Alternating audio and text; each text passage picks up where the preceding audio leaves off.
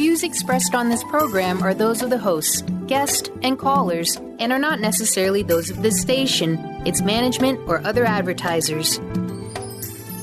You're listening to Transformation Talk Radio.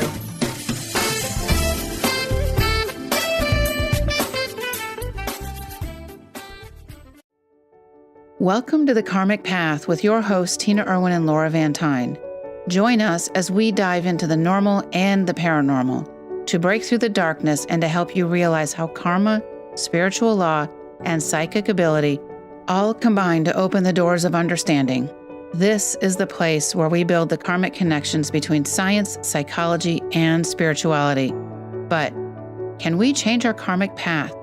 Can we help someone else's karma? Stay tuned and join us for an opportunity to look at life and spirituality from a down-to-earth, no-nonsense, practical perspective. The Karmic Path radio show with Laura and Tina, Better Karma for Better Living, starts now.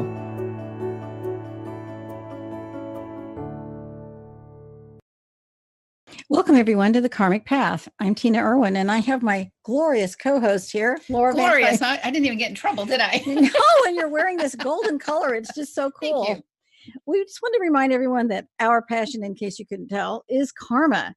And it's just important to remember that we don't live in a bubble. Everything each of us does echoes out. And sometimes those echo bubbles collide with other people, as you can see. Sometimes they're boulders, sometimes they're raindrops, right? Sometimes they're raindrops. That's exactly right. And the whole point of this podcast is to provide information so perhaps you can improve your karmic path.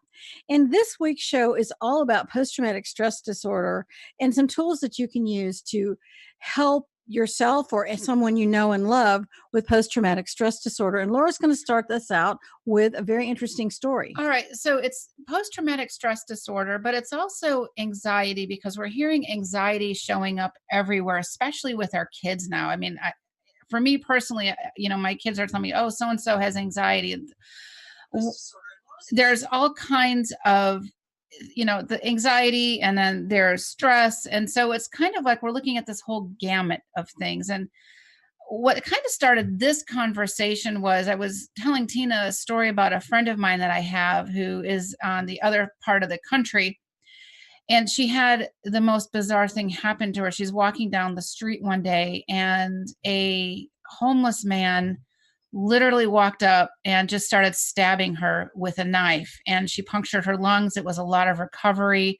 I think there was, like 2 or 3 stabs. I mean, it was just insane. And it's not something that happens in a normal world, right? So as she's recovering and we're talking and stuff, she's like, I don't know why, but every time I want to go outside, I'm filled with anxiety and I don't know what that's about. And I just looked at her, I'm like, don't you think you might have some form of PTSD? And I said, hasn't your doctor ever addressed that? And she's like, no, I never even thought about that. And so, we started down this road and we talked about this, because when we have these feelings of anxiety and PTSD, our heart feels like we're going to explode, our adrenaline is pouring, and we have to kind of figure out and kind of assess as much as we can in our rational mind what's happening. And the reference to post-traumatic stress disorder goes back through time. And I think the references started during the Civil War, when people talked about a person who came back from the Civil War, and they called it soldier's heart. And this also, that term was also used in World War I. A person came back from the war, and the person who left and was anxious to, do the right thing was a very different person when they came home, and they called it soldier's heart. We actually have a story about this in Ghost Stories from the Ghost Point of View, Volume 3. There's a story called Soldier's Heart. In World War II, it was called shell shock. You can only see so much death and mayhem, hear the pounding of bombs, and it's just incredible. It's also called battle fatigue. But after Vietnam and the Iraq and Iran wars and Afghanistan, it became to post-traumatic stress disorder. But what we're looking at is, it's not just because someone had a situation in a war zone. Post-traumatic stress disorder is post, meaning you have stress after the trauma. It's after the post, meaning after the original trauma. And it can be anything. We all have traumas. Nobody is going to live a mortal life and not experience some form of trauma. The degrees of trauma vary. And when you have a severe trauma, it causes you to believe that you no longer live in a safe world. That's why this woman in Atlanta had this feeling that she had anxiety if she left her house, that she wasn't safe. The bubble she knew was popped, was destroyed, was shattered. And that's what happens. And you have so much adrenaline that's in the body. And how does that adrenaline leave the body? We're going to be going over that. Right. And we're looking at a survival mode. And that's a hard place to live day in and day out. And, with PTSD, we're also looking at anxiety and just plain old stress. We live in a really stressful time, maybe even more so than any other times past. So when we're looking at this, I want you to kind of go back to a previous show, Your Karmic Force Field, where we talked about our auric field. If you are suffering from PTSD, a lot of anxiety, etc., the chances are that your auric field needs to be strengthened. And in that show, we talked about what can you do to strengthen your auric field, and also what are the things that happen to us that weaken that auric field. So if this is you, I would go back to that show and check it out. I think that show can give you a lot of additional insight. I think the number one thing is understanding how many people who are surrounding us have varying degrees of post-traumatic stress disorder. Let's start with people who are, we would call them in the trenches. Let's talk about people who work in emergency rooms. Let's talk about people who work in social services. Let's talk about emergency room people. Let's talk about emergency room people. We actually have a guest coming in the second part of the show. And Misty from the Oil Lounge, she is a pediatric oncologist nurse. And, these people, the ER rooms and somebody like Misty, they see people at the worst day of their life. And when you are a person who's a social service worker, you're going into homes and you're seeing child abuse. You're seeing how man's inhumanity to children takes wear and tear on them. EMS workers, EMTs, police officers, people who deal with some of the worst actions one human being can perpetrate on another, but they're not seeing it in a moment of battle. They're seeing that action on a day-to-day basis, and they have these little squirts of adrenaline. And so their adrenal glands are constantly, as I bang the microphone here, are constantly being bombarded. And it's as if that the shield that starts out really strong gets weaker and weaker until it's non-existent. And every one of those emotional blows hits that person. And the adrenaline that they used to think that they could manage, can't much manage anymore. This is also true of people who are in automobile accidents, or let's say you had something happen to you in a hospital, or you were raped, or you had some sort of, even any natural disaster. Your house burns down, or your tornado comes. Imagine the adrenaline in a tornado or a hurricane. What happens is in these auric fields, that force field that covers your golden body right here. I think my force field's bigger. No, I'm kidding. Of course your force field's bigger. You're taller. Mine's bigger than you. No, I'm kidding. We all have this force field, unless it's been shredded. And early childhood sexual abuse is another one of those things that will shred a person's auric field. And remember, as a reminder, that auric field is also your immune system, because you were immune to some of the things that were happening outside of your realm of knowledge. But all of a sudden, for sure, like this woman in Atlanta, that you don't live in a safe place, that something terrible can happen to a really good person. And how are you able to heal that part of you that feels so chronically vulnerable? And again, referring to the Karmic Force Field show, which we did, I think, a week or so ago, after all these shows. A couple weeks ago, yeah. it's important to understand that your adrenal glands really protect your body. And that which you connect to through your solar plexus, which you can't see down here because I'm below the banner on below the threshold. I'm below the I'm threshold. taller than you. No. Yes. Virtually everybody's taller than I am. My cat was taller than I am at one point. And our adrenal glands are the fight or flight burst of energy that we get when, we get cut off in the road. So, a person with healthy adrenal glands, they get cut off on the road when they're driving on the freeway. And it kind of gives you that little jolt to, on guard.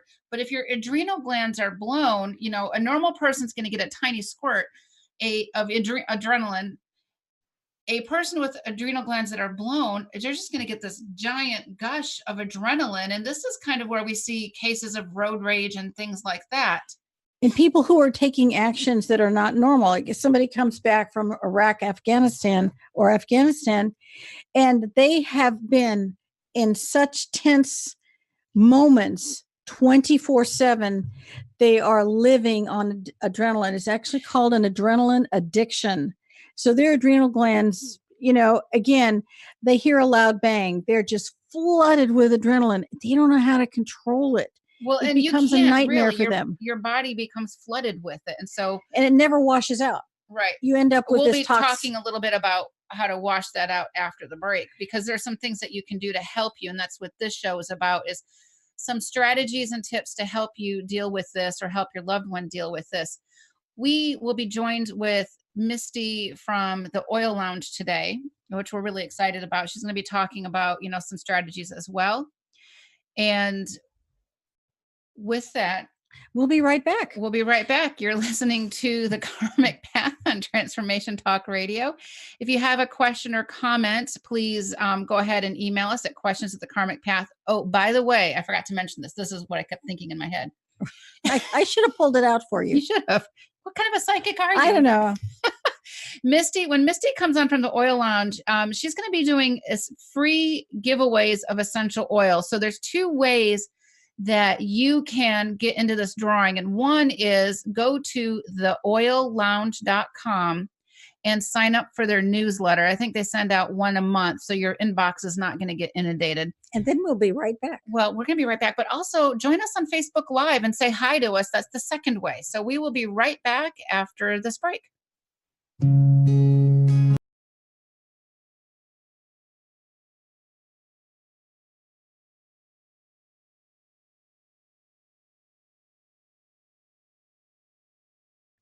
Welcome back to the Karmic Path. You're listening to us on Transformation Talk Radio.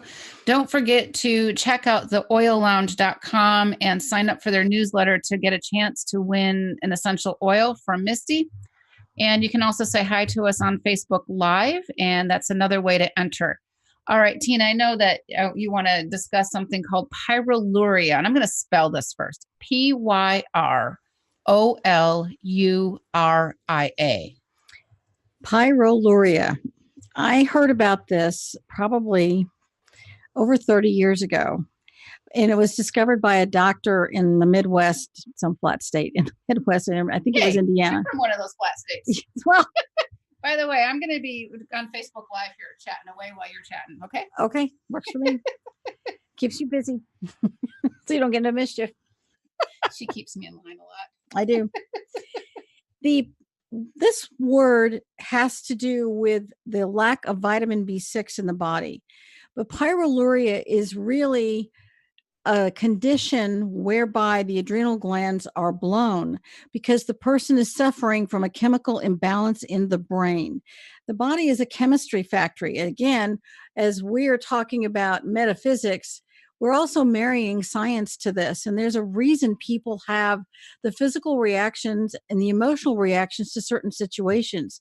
Sometimes there's a chemistry lack in the brain. And with pyroluria, what they have discovered, and they did a lot of tests on prisoners, they did tests on children who come into the world, and by the age of 4, they're so violent, their parents are terrified of them from the age of 4 on, and they just know that they brought a criminal into the world. But this particular doctor did a lot of tests on a variety of people, and he discovered that the common denominator was these individuals were missing certain chemical elements in the brain. And you're giving somebody drugs, and the drugs sometimes exacerbate the situation. But when you're dealing with adrenal glands, sometimes it's just chemistry. And what he discovered was that for the body to function and not be in a pyroluria state is they have a great lack of vitamin C, manganese, magnesium, zinc, pyroxidine, which is vitamin B6, also called P5P. And when you can restore those chemicals in the brain, then the body begins to feel normal again. It goes back into balance. The body returns to balance. We also recommend noni juice, Noni, or the Latin name is Morinda citrifolia. Again, Morinda citrifolia. It's called noni juice. Noni is a blood cleanser. So what we're saying is when you combine some very basic supplements, not drugs, supplements, and this is for a person who's and you don't have to be in a crisis. You can just be in steady, unrelenting stress every day and look at taking some of these supplements. But do your own research. Absolutely. Don't always, don't just believe us. Don't just believe us. Do your research and check it out. And, if you see some patterns that may fit you or may not, great. One of the best first elements of psychic ability is learning to trust your intuition. So when you're looking and listening to us and anybody else, does it ring true for you?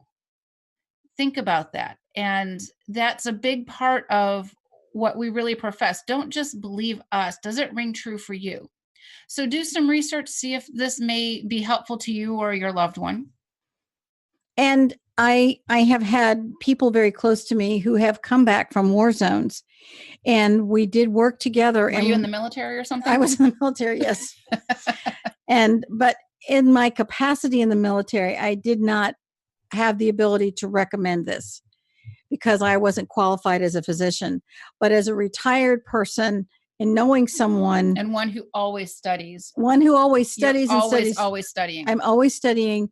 I was asked if I had any suggestions. So what we're saying today is purely a suggestion for someone who's in chronic stress to be able to handle that.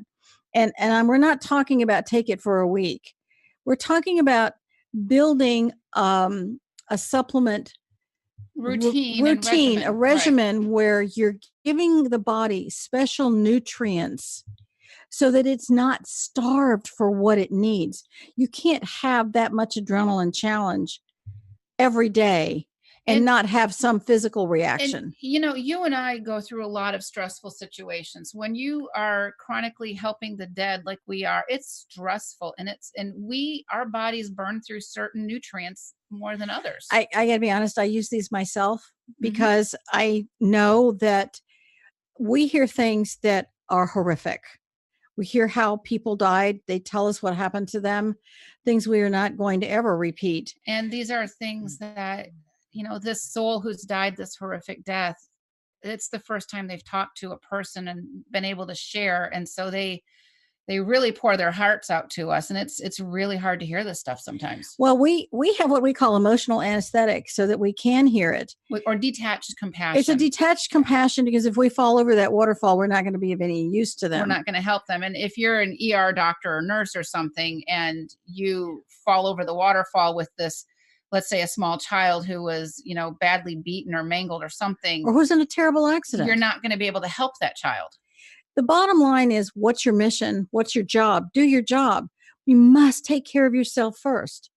And when you have passed away and you don't cross over and you come back, sometimes you bring the stresses from a previous life into the current life.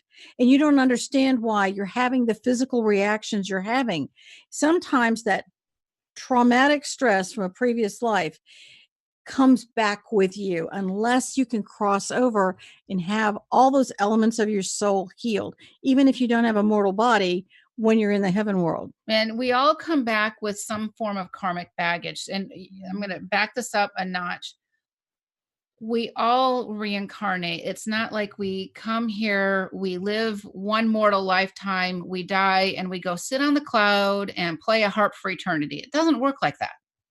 We come back for the lessons and experiences our soul needs for the growth and experiences. So as we reincarnate back here, sometimes that baggage comes back with us. So some people come in with a cute little Kate Spade bag of baggage, and some people come in with a semi-truck or a freight train of baggage. It's not a judgment, it just is. So when we start to learn to use these tools, like when we're talking about Pyroluria, and we've helped clients on so many levels dealing with stress and giving them the tools that will help with Pyroluria, it's changed their lives. I'll give a relatively, maybe a short example, a little novella here. I had a client many years ago who had murderous ideation. Yeah. She'd been to every physician, every psychotherapist, and I don't know how many psychiatrists, and they all said there was nothing they could do. She was 17 and she wanted to murder her classmates in high school every single day. Every day. And her mother was at her wit's end. And this girl was conscientious. She knew she had it. She was trying to separate that part of herself from it. And she was actually smoking. And her mother, she was smoking cigarettes. And her mother was so upset with her. And I said, but when you smoke a cigarette, nicotine is a vasoconstrictor. It shuts down your arteries. It constricts, which means the amount of adrenaline you're getting is less. Not that we're promoting smoking. We're not. But my point was, before the mother got angry, let's look at why did she do that? And why did she do that? And I said, I bet you did that because you can manage your adrenaline better. And she said, yes, but how do I explain that? And I said, I understand it. It's a vasoconstrictor, but there are other methodologies. And so I said, look, I'm not a physician. I don't have any pieces of paper on the wall. I'm going to make a suggestion. And then you guys have to decide. You can check it out with a physician.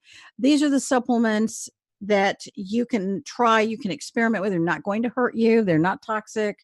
They're all over the counter. They're all over the counter. And so we worked with her and she started taking them, and we had to up it because this was so massive. She had had several horrible shocks as a child that left her adrenals just completely blown. Plus her parents divorced. Her parents lived in different states. That is a lot of trauma for a child, and especially a teenager who's got raging hormones. And as we went along, the murderous ideation came to a halt. And this has happened twice. I've seen this with two different teenagers. And not that it's just restricted to teenagers, but it's the point of the story is this young woman didn't want to spend the rest of her life in prison, but she didn't know how to control. She also didn't want to harm people. And she didn't want to harm anyone. And she begged her family not to send her to school because she couldn't control if somebody, you know how teenagers push you in the hall. Well, another teenager would just shrug it off, but she had this mountainous rage come up and want to just do something very bad to that person. Yeah. And it enabled her. And she stopped. And, her to have body, power over her life again. Her body was nutrient deficient and flooded with adrenaline. So this is one possible way to help mitigate this PTSD, stress, and anxiety is maybe check out this concept of Pyroluria. And we're about ready for a break, but when we come back, Misty from the Oil Lounge is going to be sitting in your spot. Yep. I'm very excited about this. So Misty is an amazing person. And she's short. She has to use the pillows too. Yeah, right. I feel like such a giant person. Yeah. Anyways, be sure to sign up for the oillounge.com newsletter. It comes out about once a month. And say hi to us on Facebook for some chances to win some free essential oils, because when Misty comes back, when we come back with Misty, we're going to be talking about some essential oils and those oils that can help us. You are listening to The Karmic Path on Transformation Talk Radio, and we will be back shortly.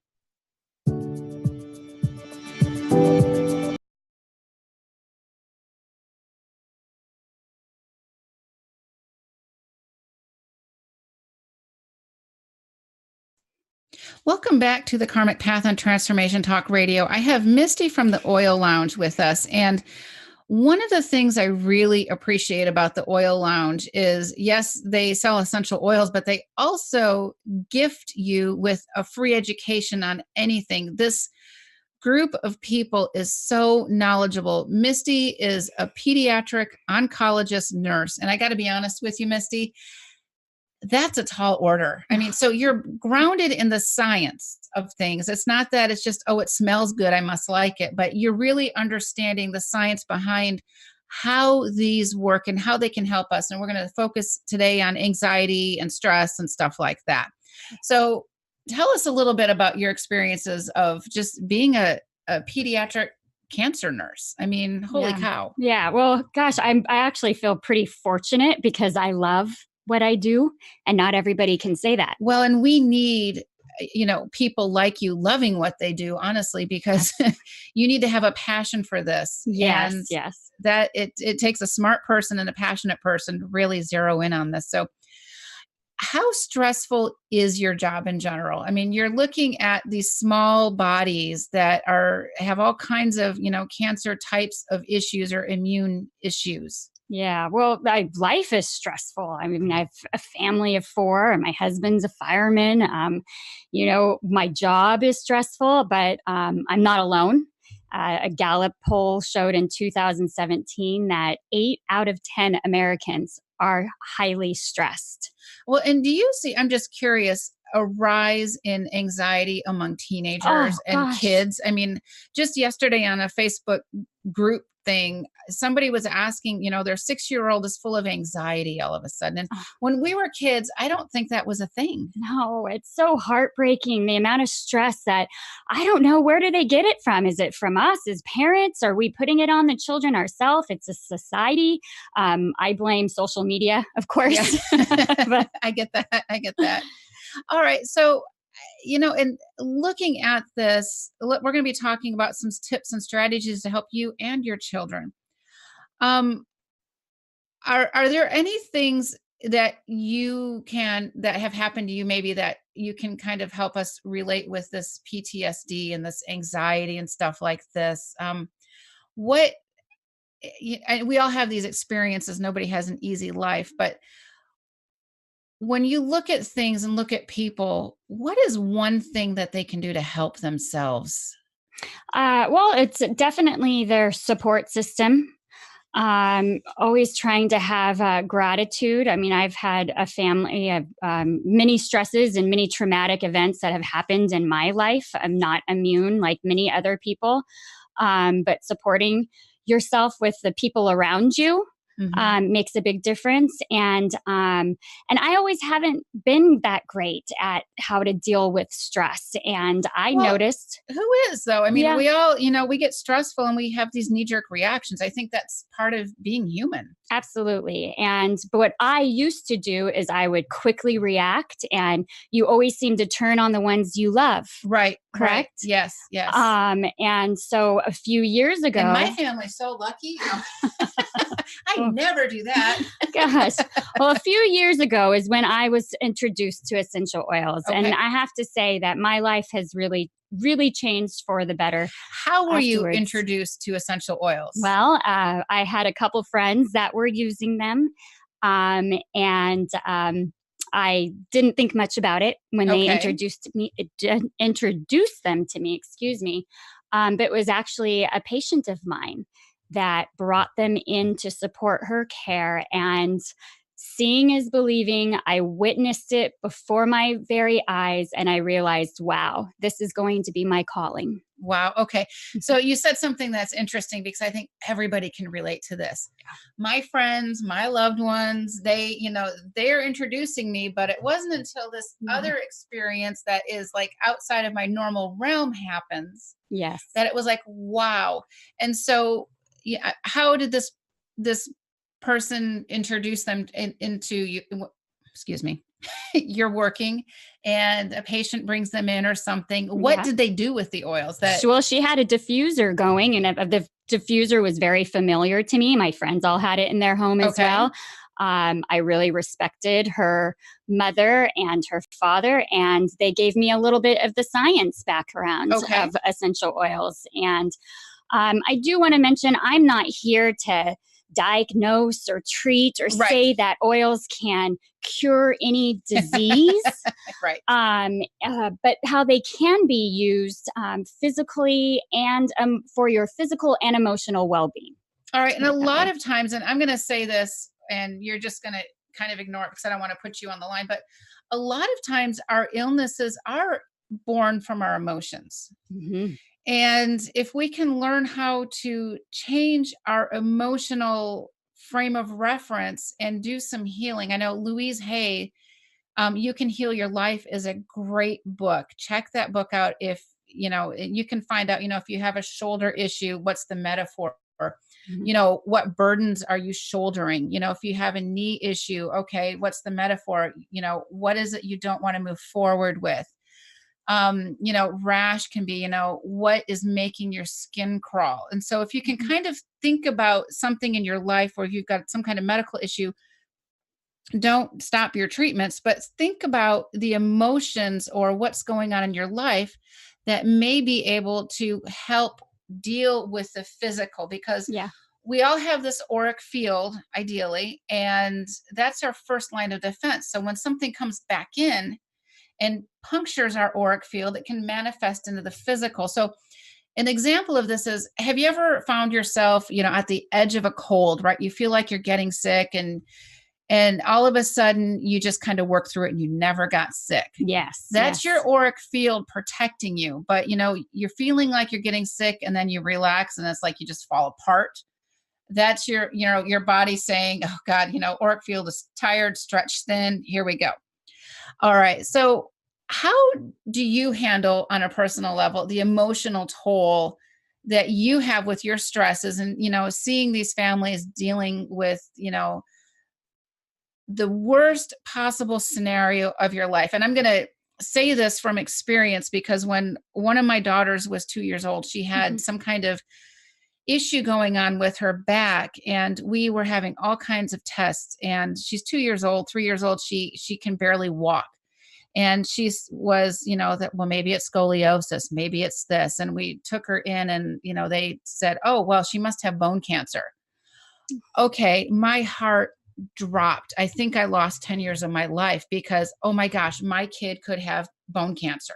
Oh, yeah. Thank God she didn't. Okay. Mhm. But from a personal experience, that moment in time when I'm told that my kid might have cancer, it was all I could do not to break down in front of my kid.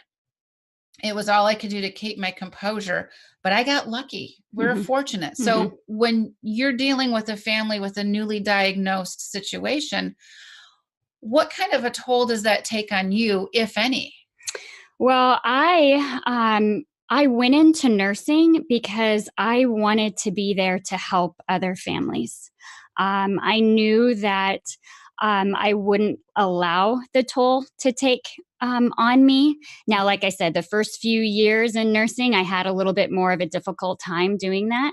But now I set my intention when I go into work that I won't keep any of the baggage to myself, and that I'm strictly there to care and provide for these families, and really show them compassion and help them through this difficult time. And that detached compassion, detaching yourself from the emotion, it's a skill. And I'm saying this because I think a lot of us can really benefit from acknowledging that those worst case scenarios, if we can step back, when Tina and I were talking about, dealing with the traumas of ghosts and stuff, it's a skill set to detach yourself, but to have the compassion for it. And when we come back, Misty and Tina are going to be focusing in on specific essential oils that you can use to help with anxiety and stress in your day-to-day life. By the way, don't forget to sign up for the oillounge.com newsletter. And for a chance to win some essential oils, Misty will be doing some drawings after the show, and you'll be getting an email. And say hi to us on Facebook Live for another chance. If your name is drawn from the Facebook Live, we will send you a message, and you'll have to send us your information so that she can mail that out to you. All right. We will be back shortly. You are listening to The Karmic Path on Transformation Talk Radio. And thank you for listening, and we'll be back in just a few minutes.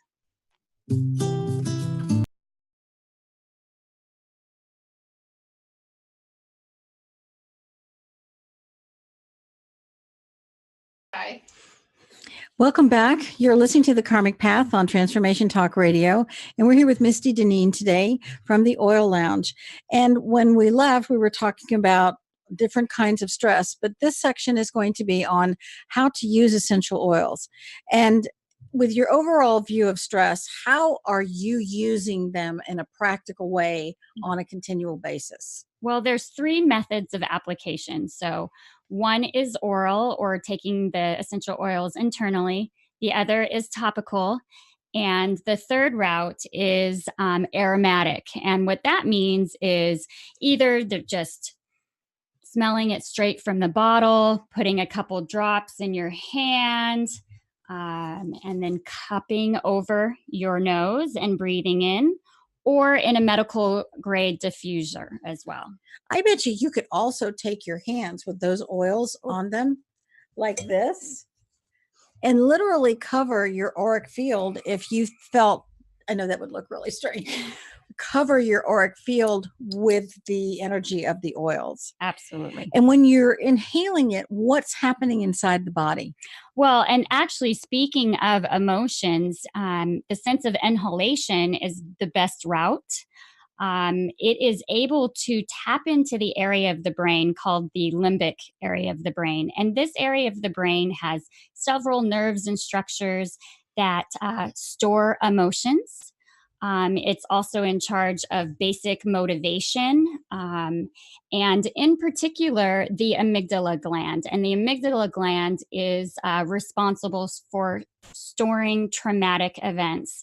So through the sense of inhalation, you are able to tap that area of the brain and release good and bad memories. And the benefit of releasing those bad memories is it is stored in our cellular DNA. It puts havoc on our body and our health and can actually cause future disease. Okay, when a person has stress, where in the body is that stress represented? Oh, it could be a number of places. You can have prolonged stress, increases cortisol levels and other stress hormones, which could cause weight gain. You might not be able to sleep well at night. Heart disease. It could be a number of different reasons. Okay, so when you use an essential oil, and how is that oil able to affect the amygdala? Through inhalation, they're very tiny little molecules that cross the blood-brain barrier and that's what I wanted to know. That area of the brain. When you cross the blood-brain barrier, it goes, you're breathing in something that has a healing energy. We're not saying it heals you. We're very careful never to say that. But it's like when someone hugs you, they're giving you a healing energy. And that's not a prescription or anything.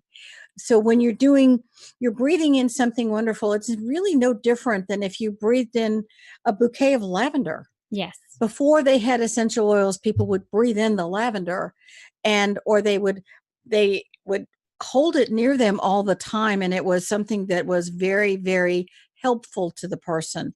Maybe that's the best we can say, is that these oils can be helpful to a person in a specific situation. Absolutely. And that's also why quality is so important when you're using essential oils, and because you're dealing with the brain, correct? You're dealing with the brain. And are there some kinds of oils that you particularly like? I mean, there are just hundreds of oils. There's hundreds, but when we're speaking of a brand, I use Young Living, and I use Young Living because they have a seed to seal guarantee. you can look that up. That would be a whole other show to talk about. But they have a scientific council that reviews every batch of oil to make sure it has the chemical constituents that it is supposed to have. The sesquiterpenes. Yes, yes. I can actually say that word. Sesquiterpenes. Okay. All right. I almost got it right. Because these are chemical constituents. And I mean, that's why people research plants all over the world, because a lot of the life-saving drugs in the world are based on plant biology. But essential oils are the essence, the most profound essence of a plant. And I think that that's one of the really tremendous things.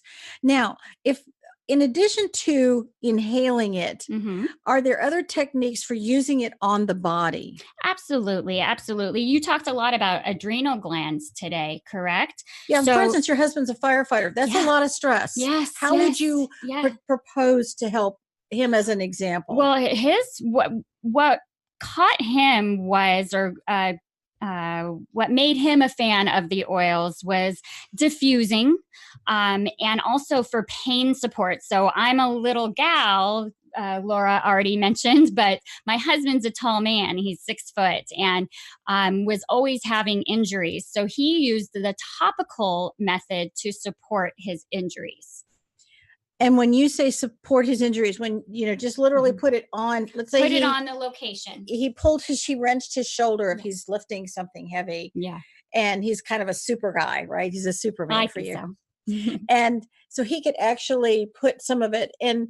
And there are some wonderful books out there. We're not going to name all of the books, but I have a huge library of all the different ways you can use essential oils, how you can combine them and make these. I mean, I love to cook. And so I make my own recipes for essential oils. Sometimes you can, look at the chemistry behind them a little bit. You don't have to be a chemist, but understand that you can combine some of them and make some really remarkable things. I keep essential oils with me when I travel because, for instance, I put frankincense on my solar plexus. Right at the breastbone area, and it has a very protective quality. I feel that it strengthens my auric field, and I think that can make just a huge difference. What are some other things you want everyone to know? So I brought some essential oils with me because when we were talking about stress, I wanted to share some of my favorite, and the ones I'm sharing all come in Young Living's Premium Starter Kit, and it was just a kit that they put together that is for every body system. And so one is frankincense. And frankincense, you talk about all the time. I think I've heard it referenced a few times today as well. But frankincense is very grounding. And if you think of trees that are tall and large roots, they're grounding. So it's a great one to use during stressful situations. But I love how you said too, Tina, that you carry them with you because they don't work if you don't have them with you. And these are tiny. They can, you can actually take these through TSA. I was on a plane recently, and a woman had a little baggie of cotton balls, and she had saturated them with sweet orange oil, and she was covering everything, and the whole plane smelled amazing. Yeah. It was a very happy Southwest plane. Awesome. I do love Southwest. So I have lavender here as well. And I think I got off a little bit when I was talking about my husband and diffusing, and what he loves to diffuse is lavender, which is interesting because it's more of a floral scent, but lavender is very relaxing and calming. It is. And what we do is we mix it with cedarwood, another tree oil that's very grounding. And he claims that he has such a deep sleep that he actually brings his diffuser with him to the fire station and uses that little combo. I wonder if that helps any of the other firemen. It does. They're asking him for information all the time. Next, I have citrus fresh and lemon. And citrus fresh and lemon are citrus oils, and they're very mood enhancing. Mood enhancing oils are any of the citrus line. And the only thing about citrus oils is you want to make sure not to go directly in the sun right after you apply it topically, because you can get a pretty bad sunburn.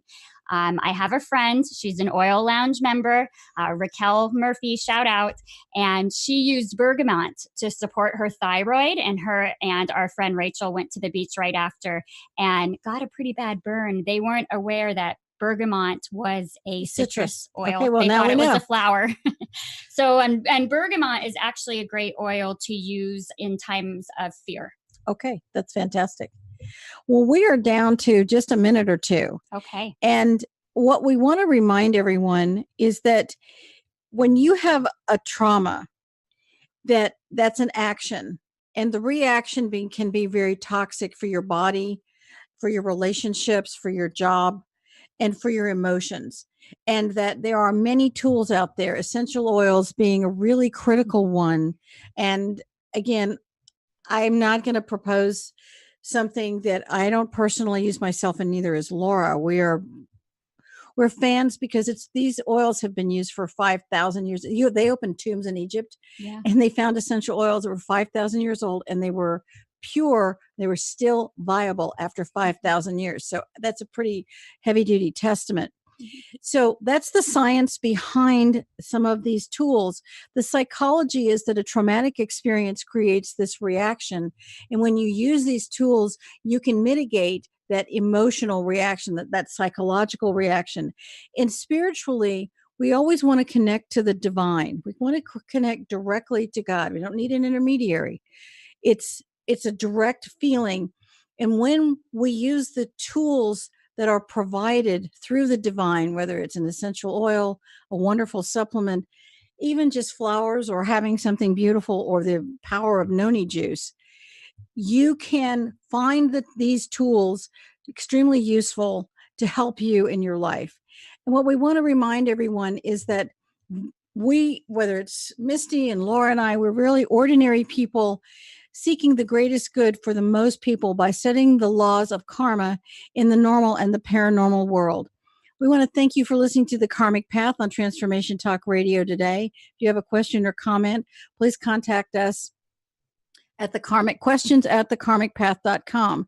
We want to thank Misty Deneen for being our wonderful guest today as we bang our headsets. Oh my gosh, poor cat.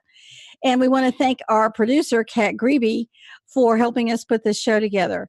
If you have any other questions, check us out on thekarmicpath.com, and be sure to check out the Oil Lounge. And again, Misty, thank you for being here. And we'll see you all next week. Bye-bye. Thank you for spending time with us on the Karmic Path Radio Show. Listen live every Thursday at 4 p.m. Pacific Time as we explore the fascinating elements of karma and how to make those critical connections between spirituality, science, and psychology. Both of us are seasoned psychics living ordinary lives in public education and the military. Tina and I both have a deep-rooted dedication to learning how the unseen world works and to share this knowledge. Learn how to create a heightened sense of understanding and karmic awareness for greater personal balance with the Karmic Path. For more information, visit thekarmicpath.com.